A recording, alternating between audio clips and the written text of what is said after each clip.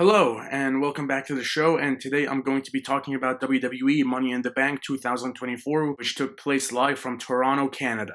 Show started off with the men's Money in the Bank ladder match. This was Jey Uso, LA Knight, Andrade, Carmelo Hayes, Chad Gable, and Drew McIntyre. This was one of the more unpredictable Money in the Bank ladder matches in recent memory. I genuinely didn't know who was going to win this match going in. I thought Jey Uso was a potential odds-on favorite for the simple fact that Yeet in the Bank t-shirts would sell instantly. Chad Gable, he's done some incredible work, and I feel like that should be rewarded. I am actually still surprised that he isn't the Intercontinental Champion. Andrade, the man has been ice cold ever since returning to the WWE and desperately needs a shot in the arm. I felt like Money in the Bank could have been that boost to elevate him. This match was really good. It only went 16 minutes, but these six guys crammed a lot into 16 minutes. This match was very impressive. This was a very good opening match. Some definite amazing spots and highlights of the night. Jey Uso and LA Knight. The reactions that these two guys got from Toronto was unbelievable. The yeet back and forth was great. Amazing thing to witness. There was a spot where Drew McIntyre was in an armbar on a ladder by Carmelo Hayes, and Andrade, he did a jumping leg drop springboard off the ropes. That was an insane spot. There was also a spot where Andrade hit a reverse Spanish fly onto Carmelo Hayes onto a ladder. That looked sick. Andrade is great. He definitely got some great reactions in the match, but when he came out, he got zero reaction, which is why I mentioned that Money in the Bank could have been that shot in the arm that he needed. There was this awesome spot where Chad Gable suplexed a ladder onto Andrade. I thought that was really cool. He also, towards the end of the match, he hit a belly-to-belly onto LA Knight out of the ring through a bridged ladder. That was an impressive spot. Andrade, he hit a sunset powerbomb off a ladder onto another ladder that was bridged between that ladder and the ropes. The yeet back and forth. This was a really good match. All six of these guys definitely worked hard to make this a match to remember. At the end though, Jey Uso was climbing up, and then Drew McIntyre knocks him out. He climbs up the ladder, he pulls down the briefcase, and Drew McIntyre wins the men's Money in the Bank ladder match for 2024. Now, at the Money in the Bank press conference, Drew McIntyre stated that if he won Money in the Bank, he would cash in on the same night. Now, I'm gonna be honest. When I first heard that, I thought, okay, there's no way Drew McIntyre is winning. Why would we waste Money in the Bank in one night when whoever wins the World Heavyweight Championship is just going to be dropping the belt to Gunther at SummerSlam? Also, one thing I want to mention, I am genuinely shocked that there was no interference in this match. I thought Logan Paul would get involved. I thought CM Punk would get involved. I thought the Wyatt Six would get involved. No, this match was clean. No interference. But Drew McIntyre winning this match, on paper, it made sense. Drew McIntyre is definitely credible and legitimate enough to be Mr. Money in the Bank. However, what they did with him later in the show, I was not a fan of, and we'll get to that later. But this match was very good. Up next, Intercontinental Championship, Sami Zayn defending against Braun Breaker. When this match was announced, I thought for sure Braun Breaker was going to win the Intercontinental Championship. The man has been on a tear. He wrote Ricochet off of TV. He's been on a rampage throughout Monday Night Raw. He's been booked like the next big thing. With Sami Zayn, it did feel like his time as Intercontinental Champion was up in that final match with Chad Gable at Clash at the Castle, and I thought, okay, he retained in Montreal, but he's gonna drop it in Toronto. That's one direction I thought they were gonna go with the storyline. However, that didn't end up being the case. Sami Zayn gave this opportunity to Braun Breaker. This match was pretty decent. There was a moment where Sami Zayn went for a springboard moonsault off the barricade, but Braun Breaker caught him. That was really good. And there was this moment where Braun Breaker, he hit a jumping clothesline from the apron onto Sami Zayn, who was laid against the announce table. That was an awesome spot. Also, Braun Breaker, he hit a beautiful jumping knee in this match. Braun Breaker is an incredible professional wrestler. This man will be the next big thing. Sami Zayn wins this match. He delivers a haluva kick, 1, 2, 3. He beats Braun Breaker. He is still the Intercontinental Champion. This feud continued on Raw the following Monday, and I do feel that we are gonna get a rematch, either another one-on-one or some sort of multi-man going into SummerSlam, and I do see Braun Breaker becoming the Intercontinental Champion at SummerSlam. I think his time is now. They're gonna push him to be the next big thing, and it just feels like the time to put the championship on him. This was a pretty decent match, not as good as the Sami Zayn, Chad Gable matches throughout the spring season or the triple threat with Bronson Reed, but this match was pretty good. Up next, Trish Stratus came out, and I was wondering, okay, who's going to make a surprise appearance? And it was John Cena. John Cena came out, and immediately, the first thing I noticed was the t-shirt he was wearing. It had writing on it, and it said, "The last time is now." He came into the ring and he announced that he was going to be retiring. And I was like, I immediately stopped what I was doing and I listened very carefully to his promo. John Cena came out and he stated that 2025 will be his final year as an in-ring professional wrestler. He stated that the 2025 Royal Rumble will be his last, the 2025 Elimination Chamber will be his last, and WrestleMania 41 in Las Vegas will be his last. Now, I started following professional wrestling regularly in 2010, and John Cena was instantly, I knew that he was the face of the WWE. It was pretty obvious that he was the guy. And, you know, watching wrestling for the last 14 years, it is definitely one of those surreal moments where someone announces their retirement, especially someone who you grew up watching. Now, immediately when John Cena said this, I immediately started fantasy booking. Okay, who can we put as his final opponent? What can we do on the road to WrestleMania, Rumble, Chamber, SummerSlam? Potentially the end of 2024. He said he'll be on the debut Raw of Netflix, which will be the beginning of next year. Immediately, I started fantasy booking all the possibilities, all the directions we can take John Cena's retirement in. And then, on the Money in the Bank press conference, John Cena announced that he would be doing 30 to 40 appearances throughout 2025. Now, I thought with the way he phrased his promo that WrestleMania 41 was going to be his final match, and then at the Raw after Mania, he officially retires. That's what I thought at first glance, just hearing his promo. But apparently he's going to be wrestling for the entirety of 2025, attempting to make 30 to 40 appearances. It's the final year of John Cena. I'm looking forward to it, and it's gonna be one last ride for the face of the WWE. I'm looking forward to see where it goes. The promo he cut was very good, got emotional at times. I'm looking forward to see how his last run goes down. World Heavyweight Championship. Damian Priest versus Seth Rollins. This was a last chance match.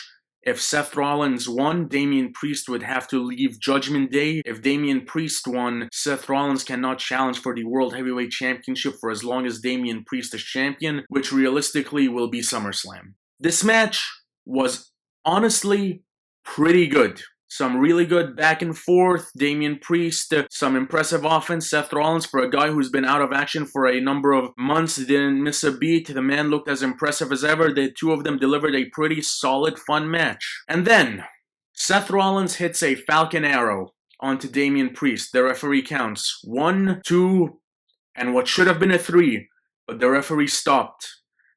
And this botch was the turning point of this match. I don't know if Damian Priest forgot to kick out, or if the production team forgot to hit Drew McIntyre's music, or what happened. Maybe it was on the referee, but this looked terrible. This was genuinely awful. Drew McIntyre comes out. He cashes in Money in the Bank, turning this into a triple threat match. Damian Priest is out of the ring. He beats down Rollins. He has Rollins down. CM Punk comes out. Attacks Drew McIntyre. They brawl on the outside. Punk throws McIntyre back in the ring. He hits him with the World Heavyweight Championship belt. Damian Priest comes back into the ring. He hits a chokeslam on Drew McIntyre. 1, 2, 3.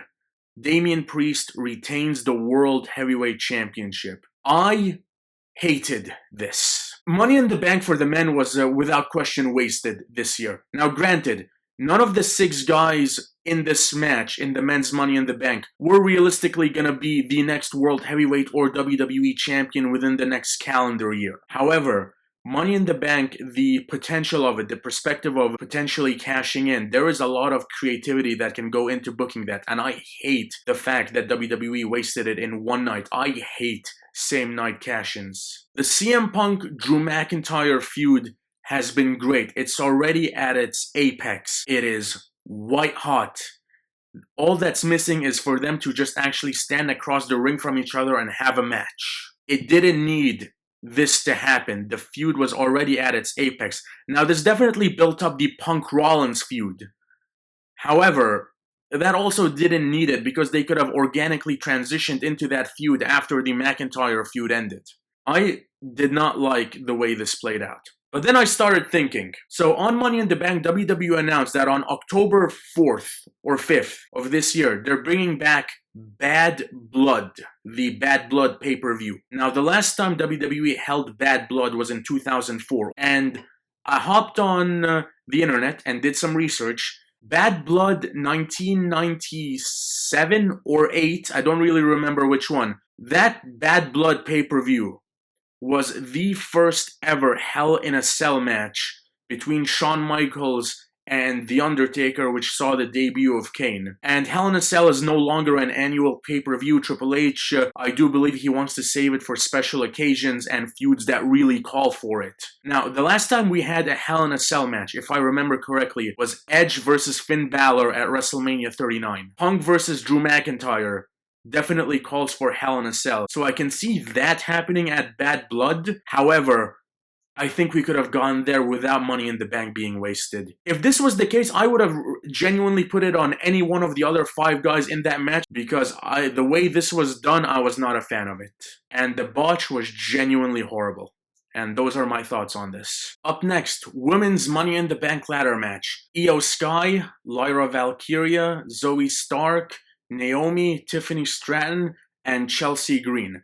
First thing I want to address, I was genuinely shocked at the reactions that Chelsea Green was getting at Money in the Bank. I'm like, wait, what? How is she getting this type of reaction? And then Victoria, British Columbia, Canada made sense why Chelsea Green was as over as she was. She got an incredible reaction from the Toronto crowd for Money in the Bank. It was genuinely unbelievable to hear. This match was very good. This, along with the men's Money in the Bank ladder matches, were easily the 2 best matches of the night. To me, they're both around even. Both had impressive spots. All 6 competitors in both matches worked really hard. This women's Money in the Bank ladder match was excellent. Skipping to the end, Tiffany Stratton won this match, like I called it. I think it was in my review of Backlash that I mentioned that Tiffany Stratton should win the Women's Money in the Bank ladder match this year, and that's exactly what happened. She pulled down the briefcase and she is Miss Money in the Bank. 100% the right call. Tiffany Stratton is great. She is going to be the future of the WWE, and this was the right call. This match was very good, had a lot of impressive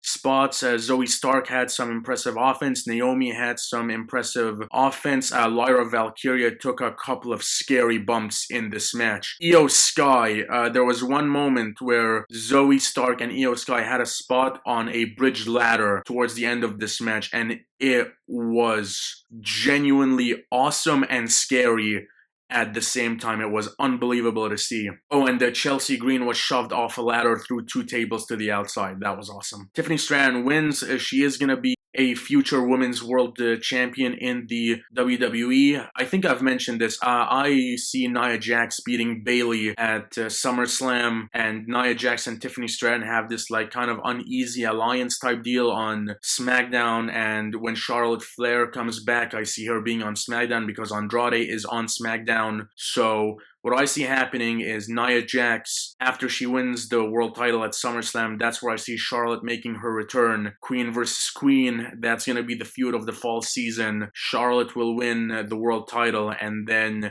Tiffany cashes in on Charlotte, and that's the feud going into WrestleMania next year. That's where I see that going. But this was a very good match. Tiffany Stratton winning was the right call. Main event, 6-man tag team match. Cody Rhodes, Randy Orton, and Kevin Owens versus The Bloodline, represented by Solo Sikoa, Tama Tonga, and Jacob Fatu. This is my first time seeing Jacob Fatu wrestle, and he was no doubt the MVP of this match. The things this man did in this match were unbelievable. With the way he delivered his offense and the way WWE booked him, this man should be the new tribal chief, not Solo Sikoa. This should be the new head of the Bloodline. His athleticism, the no-selling of Randy Orton's draping DDT, his explosive offense, he hit an amazing ref bump in this match. Jacob Fatu was no doubt the MVP of this match. This was a pretty decent six-man tag. Didn't really feel... I mean, it made sense to be in the main event given who's involved and this is the Bloodline storyline, but this didn't really come off as a main event, at least not a pay-per-view main event. Like, if this closed the SmackDown, for sure, but Money in the Bank, a little debatable. This is fine. The Bloodline wins as they should. Solo Sikoa pins Cody Rhodes after a Samoan spike. That was the only call for this match because Solo versus Cody is the match we're getting at SummerSlam for the undisputed WWE Championship. Also, one thing I want to mention, there was a terrible looking botched low blow by Tonga Loa on Kevin Owens. That looked horrible. Yeah, the Bloodline wins this match. The match was all but confirmed on the episode of SmackDown that followed this, where Randy Orton was powerbombed through the announce table, and heel Randy Orton is going to be coming sooner rather than later to chase the WWE Championship. And this was a fine six-man tag team match. Not a pay-per-view main event worthy match. Overall, I thought Money in the Bank was a pretty decent show. It wasn't terrible. It was definitely WWE's weakest pay-per-view since Royal Rumble. I'd say Money in the Bank and Royal Rumble are the two weakest shows of 2024 so far, main roster-wise, for the WWE that Triple H has been in charge of. This was overall a decent show. There were two really good Money in the Bank ladder matches, one horrible call, but as an overall, this was a decent night, and Money in the Bank was an overall decent show, and I'm looking forward to SummerSlam and Roman Reigns making his inevitable return to the WWE. Well guys, that is all for today. Thank you so much for watching. You can follow me on Instagram at Saeed_2000, and I'll catch you on the next one. Till then, take care.